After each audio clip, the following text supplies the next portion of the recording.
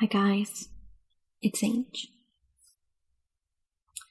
Today, again, we are going to look at the kings and queens. And we are going to we're going to look at the story of the Mayerling tragedy.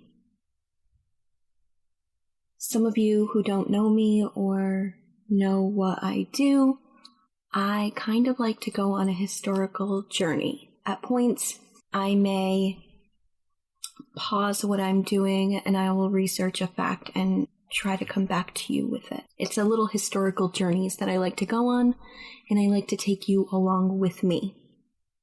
Yesterday we started to look at the kings and queens of Europe. We wanted to look at the Mayerling tragedy, but we ran out of time. Today we're going to do that.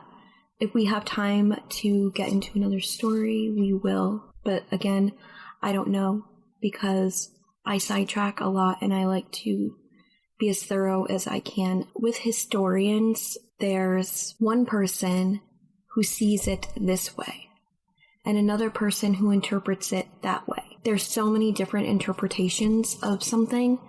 You really have to see a lot of the sides to get a full understanding of what has actually happened in any incident in history. Also, history wasn't written by the losers of the war, right? History was written by the winners, so we have to be careful at what we're reading because we're only seeing one side of the story. And that's why I like to go backwards and see what another historian might have to say. And I hope that's acceptable to you all. That's just the way I like to do things. That's a little about me. I hope you enjoy this. And again, if we have time, we will look at another historical figure, Kings and Queens, A Chronicle of History's Most Interesting Monarchies, by Brenda Ralph Lewis. Okay, again, before we go any further, I want to make a point about this particular book. This book isn't for the faint of heart. It's very dark at times, which I was unaware of. Yesterday, when I opened the book for the first time, I had only glanced through and saw one of the stories that I wanted to look at. And I really didn't read too much into it, and I thought, I'll wait and I'll go through it with everyone together. We looked into Elizabeth Bathory first. It was extremely dark. Some of the wording was harsh, but when you mix it with the story, it was very harsh. Yeah, so it takes a strong stomach, and if that's too much for you, then I suggest that you look at some of my other stuff. I have lots of books we are going through, other short histories that aren't so disturbing, but this one might be disturbing, and I want to be very clear. If this is a trigger warning. That's how I've said it. Okay, so here we are. The Mayerling tragedy. What I like about this book is the artwork. There is a beautiful painting of Crown Prince Rudolph. He was a liberal and destined to inherit an absolute monarchy that was the antithesis of his beliefs. Above, there's a photograph of Baroness Maria Vetsera. She was a starry-eyed girl and was completely entranced by a glamorous crown prince into a fatal romance. Early on the morning of the 30th of January, 1889, Crown Prince Rudolph of Austria-Hungary was found dead, together with his young mistress, Baroness Maria Vetsera, in the royal hunting lodge of Mayerling, 10 miles from Vienna. Both had been shot. Maria had apparently died first and lay on the bed in the Crown Prince's bedroom, her body covered with roses. Having killed her, it seems, Rudolph had shot himself through the head, shattering his skull. Reaction to the Mayerling deaths was cataclysmic. The Crown Prince's father, Emperor Franz Joseph, collapsed when he heard the news.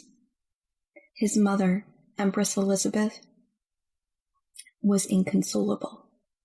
Grieving crowds thronging the streets of Vienna went so far out of police control that the army had to be called in. One person was killed and several more injured before calm was restored. What remained after that was a mystery, one that no one seemed able to solve. Why had a handsome, popular prince, heir to one of Europe's most powerful throne, a man who had charm, intelligence, good looks, and talents on his side, unexpectedly taken his own life at 30 years of age? Rudolph, however, was not at all the dazzling Prince Charming he appeared to be. The only son of Franz Joseph and Elizabeth, he had inherited too much of his mother's melancholic nature and too little of his own father's solidity. And to those frustrating circumstances, a miserable marriage and a sense of isolation and hopelessness. And the tragic prince had all the makings of a man who to the outside world appeared to have everything, but in his own mind he had nothing. Progressive ideas. There was, for a start, no scope in the exalted royal environment for his advanced and progressive ideas. A liberal-minded prince, more suited to be a constitutional monarch, Rudolph had a head full of exciting ideals about improving the lot of ordinary people and ruling by benign example. His ideas found some expression, though no action, in his friendship with Moritz Zepps, a journalist who had edited a radical newspaper, the Vienna Morgen Post, or Morning Post. Rudolph contributed several articles to the Morgen Post anonymously. Zepps, naturally enough, regarded the crown prince as a great quote-unquote catch for the liberal cause. So did a maverick within the royal family, Rudolph's cousin, Archduke John Salvator of Tuscany.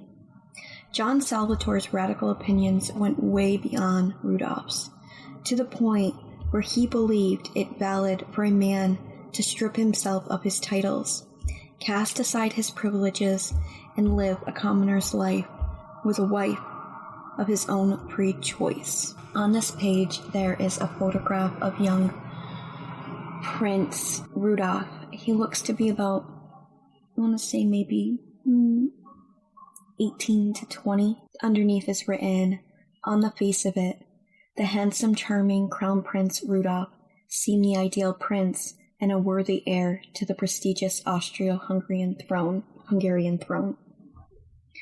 And then there's another photograph on the right of, it's a painting, of the Emperor Franz Joseph I of Austria-Hungary, had absolute power over his subjects and expected his heir, Rudolph, to continue in his way.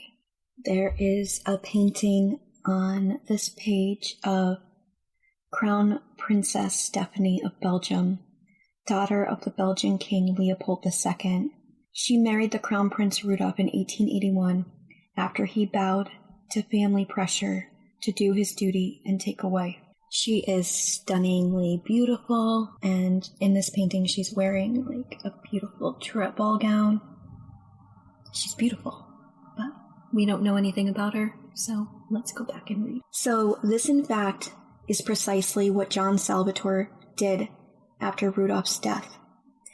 By 1888, he had already found the wife he wanted, a middle-class girl called Millie Stubble, who would never be acceptable to the royal family had he tried to make her an archduchess.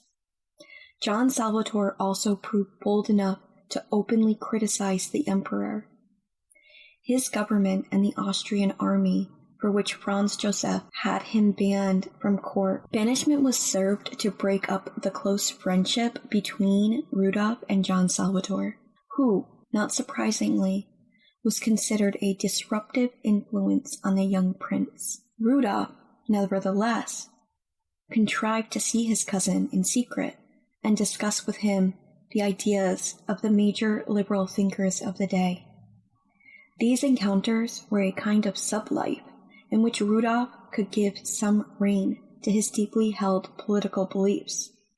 All the same, it saddened him that they had to be clandestine, and also that they possessed of necessity an element of self-interest, for the Archduke asked for Maurice Seps, the heir to the Austro-Hungarian throne, could not be merely a fellow spirit, but a means to their own reforming ends. Imposition of control.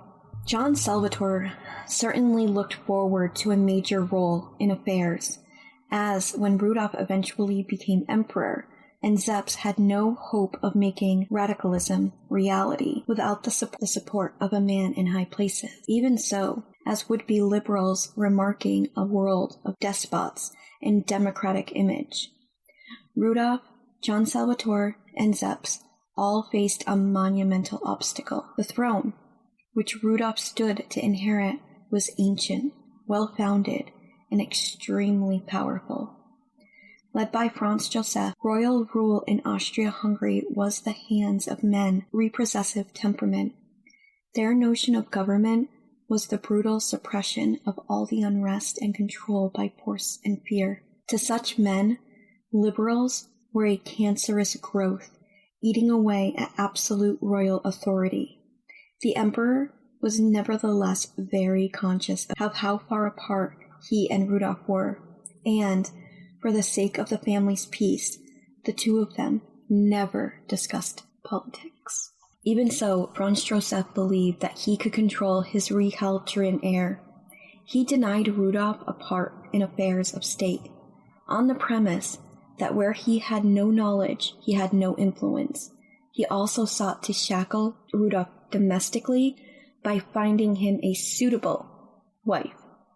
In the case of the charmless but respectable Princess Stephanie, daughter of King Leopold II of Belgium, the wedding took place in 1881. The fact that the marriage soon proved unhappy was not of great concern. A married crown prince who dabbled in superficial affairs on the side, as he was almost expected to do, was far less susceptible to outside influences than an unwed heir able to play the field. Without a wife, Rudolph would also have fitted less conveniently into the social requirements of the imperial court, which was stiff with protocol, insistent on strict procedure, and marked by the slavish deference so dear to the arrogant hearts of Central European monarchs. Anyone unable to prove a noble genealogy going back at least 4 generations was not permitted to attend at court, which largely accounted for its stuffy atmosphere. The haughty Princess Stephanie was in fact far better suited to such an environment than her husband. Rudolph found it choking, but he performed well enough, and when in court circles could not be faulted on manners or protocol. The emperor naturally looked to his son to provide more male heirs to the imperial throne, and, although the first child of Rudolph and Stephanie, born in 1883, was a daughter, it was expected that sons would follow, and so cement the power of the Habsburg royal family.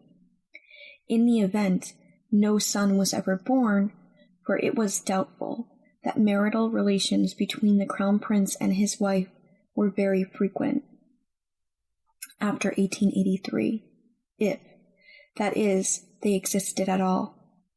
This was hardly surprising when Stephanie was irascible, moody, jealous, and disruptive, and pursued her husband with perpetual demands. There is a photograph on the right-hand side. It says that Stephanie and Rudolph were incompatible. The haughty, moody, and demanding Stephanie could neither understand nor deal with Rudolph's melancholic nature. It's interesting because in this photograph, in the painting, she just looks like a beautiful princess. Sweet, kind. But in the photograph, she looks stiff and rigid Her face is very sharp. If you've ever watched the